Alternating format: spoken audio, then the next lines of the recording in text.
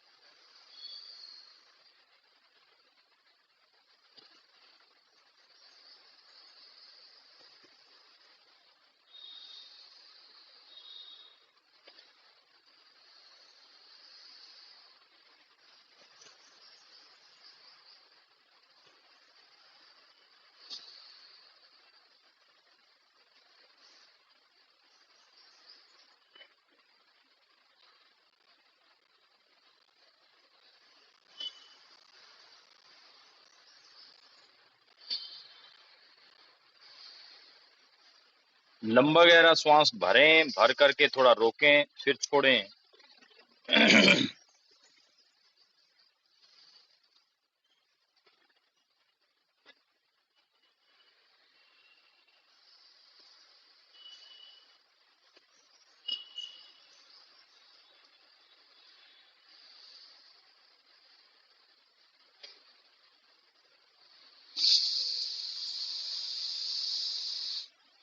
देखो, योग में प्राणायाम जो अपने करते हैं, तो प्राणायाम का मतलब है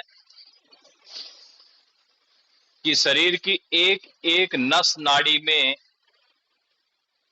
श्वास या प्राणवायु पहुंच जाना। आप जिस स्थूल शरीर को देखते हैं, तो ये स्थूल शरीर आपको लगता तो ऐसे है जैसे पिंडी ही है, इसमें कुछ है नहीं। और आपको भी लगता है कि श्वास जो आप भरते हैं वो नाक से चल करके छाती तक जाती है, बस इतना ही टॉपिक है इसका। जबकि योग और वैज्ञानिक जब इसका अनुसंधान करते हैं तब ये बहुत गहरी चीज है। तो जो आप प्राणायाम करते हैं, श्वास के जो अभ्यास करते हैं, श्वास को जो भरते हैं, वो नाक एक माध्यम है और फेफड़े स्टोरेज की जगह है, और वहां से डिस्ट्रीब्यूशन जो होता है वो पूरे शरीर की एक एक नस नाड़ी में होता है। यानी कि ब्रेन के इस हिस्से में भी प्राण है, बाल के इस हिस्से में भी प्राण है, नाखून के इस हिस्से में भी ये श्वास पहुंचती है। आपका अंगूठा यहां से भी प्राण से ही चल रहा है, यहां से भी प्राण चल रहा है, पैर में। या यूं समझें कि शरीर की कोई भी, चाहे बाहरी त्वचा है, चाहे भीतर के अंग है, चाहे आपका एक एक शरीर का कण कण है, वो बिना प्राण के जीवित ही नहीं रहता। हड्डी भी जीवित नहीं रहती। हड्डियां जो है, हड्डियां भी प्राण के बिना लंबी जीवित नहीं रहती है। थोड़ी देर बाद में प्राण जैसे ही खत्म, मुद्दा खत्म उसका। तो प्राण जो है इनमें सब में चलता है। आपने देखा होगा कि हड्डियों की भी आयु है, हड्डियों की आयु है। कुछ की जल्दी से खत्म हो जाते हैं, कुछ में प्राण बहुत सूक्ष्म है। जैसे आप फेफड़े आदि देखते हैं या हृदय आदि देखते हैं, तो इनमें सूक्ष्म प्राण है। चमड़ी में थोड़े से ज्यादा देर तक प्राण रह जाते हैं। आंखों के अंदर 5, 7, 8, 10 घंटे तक रह जाते हैं, यानी कि आंखें जो प्रत्यारोपित इसलिए हो जाती है, नहीं तो आंखें प्रत्यारोपण नहीं हो सकता। हृदय में भी 5-6 घंटे तक प्राण रह सकते हैं, यानी कि हृदय आपके शरीर से बाहर भी धड़क सकता है 5-7 घंटे तक, अगर वैसा वातावरण उसको उपलब्ध करा दिया जाए। तभी देखते हैं ना आप, कई बार हार्ट ट्रांसप्लांट होते हैं, तो ट्रांसप्लांट का मतलब यही होता है कि वो उसके जिंदा हृदय को दूसरे में प्रत्यारोपित किया जाता है। तो जाहिर है वो उसमें प्राण चल रहा है, तभी ये होता है। तो हृदय के साथ में भी ये किडनी ट्रांसप्लांट आपने देखी होगी, तो किडनी भी जिंदा रह सकती है शरीर से बाहर निकलकर कुछ देर तक, लेकिन वो बाहर के वातावरण के साथ सीधी नहीं रह सकती। उसको कृत्रिम वातावरण उपलब्ध कराना पड़ता है, वो वैज्ञानिकों का केमिकल जो है प्रोसेस वो अलग चीज है। तो आपका जो श्वास जाता है ये आपकी हड्डी को जिंदा रखता है, मांस को जिंदा रखता है, खून को जिंदा रखता है, आंखों को जिंदा रखता है। आंखों में प्राण की शक्ति कम होते ही आंख कमजोर होनी चालू हो जाती है, डाउन होनी चालू हो जाएगी। हालांकि ये परमात्मा का प्रोसेस भी है कि जो एक उम्र के साथ में इन सबके मैकेनिज्म को स्लो करता है परमात्मा। जिसे नाड़ी स्लो कर देगा, नाड़ी स्लो कर देगा तो उस जगह सप्लाई कम करनी चालू कर देगा। ठीक ऐसे ही जैसे हम लोग किसी जगह विशेष में पानी रोक देते हैं कि अब इस जगह पानी हमें नहीं देना है, तो धीरे धीरे करके आप वाल्व थोड़ा कम खोल देते हैं, फिर वाल्व बंद भी कर देते हैं। पूरा बंद कर दिया तो पूरी सप्लाई बंद, थोड़ा चालू रहा तो थोड़ा थोड़ा चल रहा है। आपको लगता है नहीं इधर चलने देना चाहिए तो इधर चलने देते हैं। ठीक आपकी टंकी की तरह ही ये सारा सिस्टम शरीर का चलता है। तो प्राणायाम, अच्छा ये एक तो एक बात होगी कि कण कण में व्याप्त है, अरबों खरबों की तादाद में शरीर में कोशिकाएं हैं और इन कोशिकाओं में एक एक के अंदर बहुत बड़ी संरचना है। विज्ञान वाले इस बात को अच्छी तरह से जानते हैं कि उसमें माइटोकॉन्ड्रिया भी है, यानी कि शक्ति ग्रह भी है, पावर हाउस भी है, उसमें छोटी छोटी विभिन्न प्रकार की संरचनाएं हैं। जो संरचनाएं इसमें यहां से नाक से गए हुए प्राण को वो सारी टुकड़े, देखो कितना गजब का परमात्मा का। मैं जब इनकी तस्वीर देखता हूँ ना, मन में आंखों में देखता हूँ, तब इसको बड़ा गजब लगता है। जब आपका यहाँ से श्वास यहाँ जाता है फेफड़े में, और फेफड़े से जैसे ही फेफड़े में श्वास गया तुरंत खून की नलिकाएं होती है, उनको वल्वलाई बोलते हैं, वल्वलाई सी होती है, वो तुरंत उसको एब्जॉर्ब करेगी और खून में ले लेगी। ऐसे ही समेटती है जैसे आप किसी को गले लगाते हो, ऐसे लगाते हैं गले, ठीक ऐसे ही वो तुरंत उसको अपने में खींच लेगी और समाहित करके, और वहां से पार वहां से भागेगी, वो हृदय को ले जाकर के पहुंचाएगी। बस अब जल्दी से उसके वहां पर पहुंचा दे जहां पर कमी है।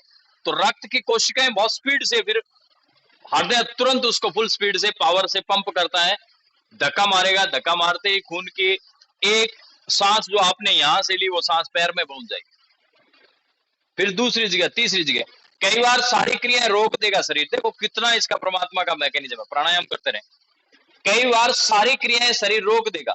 कब? जब आपके किसी जगह दर्द होने लग जाएगा ना, जैसे मान लीजिए किसी घुटने में दर्द होता है, तो शरीर पूरा ध्यान डाइवर्ट करके दर्द वाली जगह पर कोशिकाएं सारी भेजनी चालू कर देगा, ताकत लगा देगा उसको ठीक करने के लिए, पूरी एनर्जी लगा देगा। अपने से उसे ठीक हो गया तो ठीक।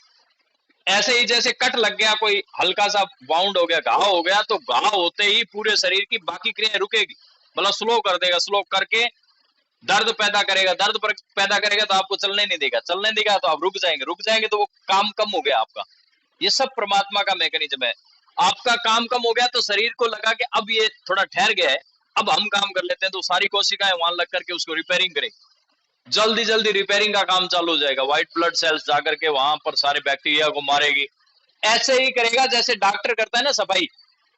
डॉक्टर क्या करता है? डॉक्टर वहीं से जाकर के पट्टी वहां कचरा साफ करेगा। ठीक ऐसे ही शरीर की व्हाइट ब्लड सेल्स जाकर के वहां तुरंत उन कोशिकाओं को खा लेगी, बैक्टीरिया को खा लेगी जो बाहर से वातावरण से उस शरीर में अंदर जाने की कोशिश करते हैं। तुरंत एक लेयर बनाएगी जिसको बोलते हैं थ्रोम्बोसिस प्रोसेस। थ्रोम्बोसिस हो जाता है, हाथों हाथ उस जगह पर थ्रोम्बोसिस की प्रोसेस प्रारंभ हो जाती है, और ब्लड और शरीर मतलब शरीर और बाहर के बीच में दीवार बना लेगी, एक टेम्परेरी दीवार बनती है जिसकी टाइमिंग होती है 1 2 3 4 5 सेकंड में बना देती है।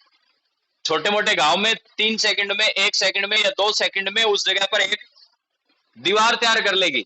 उस दीवार से शरीर का रास्ता और बाहर वातावरण का रास्ता दोनों के बीच में भिन्नता पैदा कर देगी, अर्थात उनको बीच में आने नहीं देगी। इतनी गजब स्पीड होती है।